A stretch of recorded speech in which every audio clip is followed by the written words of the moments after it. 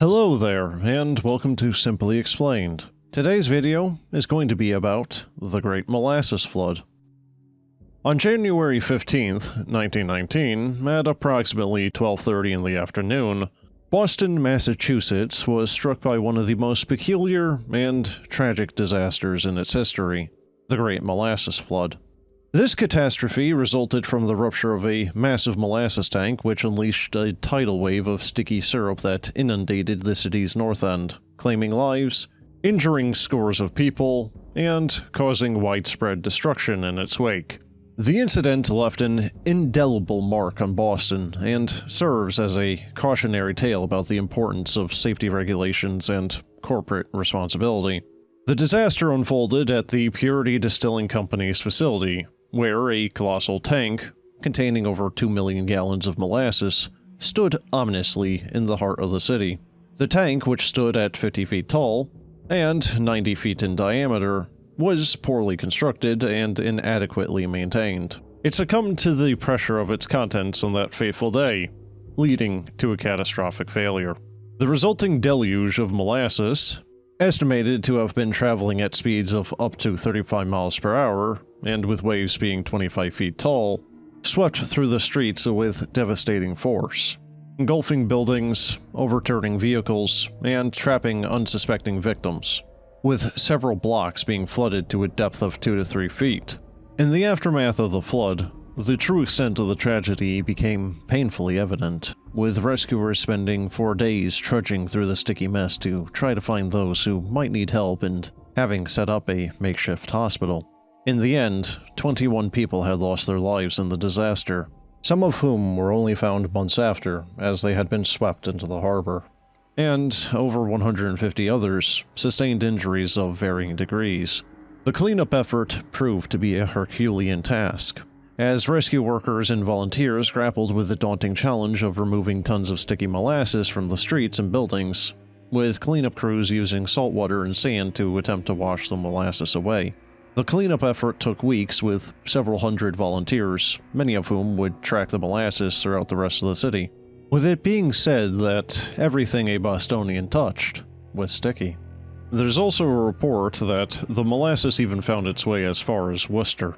The harbor itself had been stained brown for months until the summer, and the sweet smell of molasses lingered in the air for weeks, and purportedly, even for decades after, on hot summer days, serving as a grim reminder of the tragedy that had befallen the city.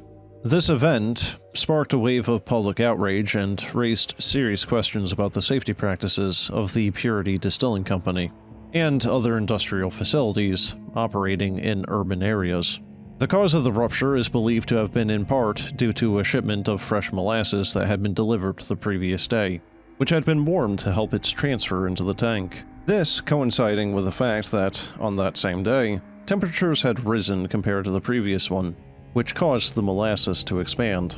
There were, however, investigations after the incident that revealed a litany of negligence and missteps, with the tank having been known to leak so often that the company had painted the tank brown to hide the leaks, and local residents would even collect it for their own personal use.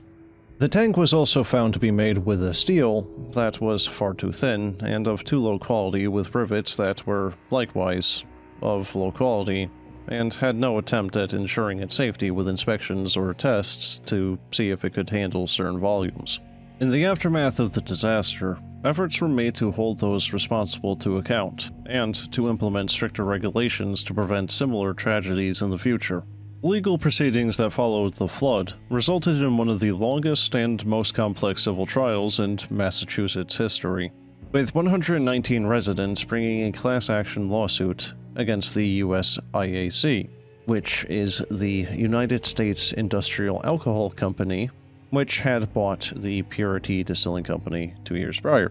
This was one of the first class action lawsuits in Massachusetts, and is considered a stepping stone in regulating corporations. And after more than 5 years, and a flimsy defense attempting to deflect responsibility by blaming Italian anarchist groups, the court finally settled on USIAC being culpable and was made to pay out $628,000 in damages in April of 1925, which would be approximately $11.8 million in 2024, adjusted for inflation. The Great Molasses Flood of 1919 stands as a stark reminder of the devastating consequences that can result from corporate negligence and the prioritization of profit over public safety. Though the passage of time may have dulled the memory of this tragic event, its legacy continues to endure. This has been a Simply Explained production. My videos are made under Creative Commons Attribution Share Alike license, and if there are any addendums or corrections needed, they will be pinned in the comments. Sources will be in the description, and I would like to thank you for watching, and have a good one.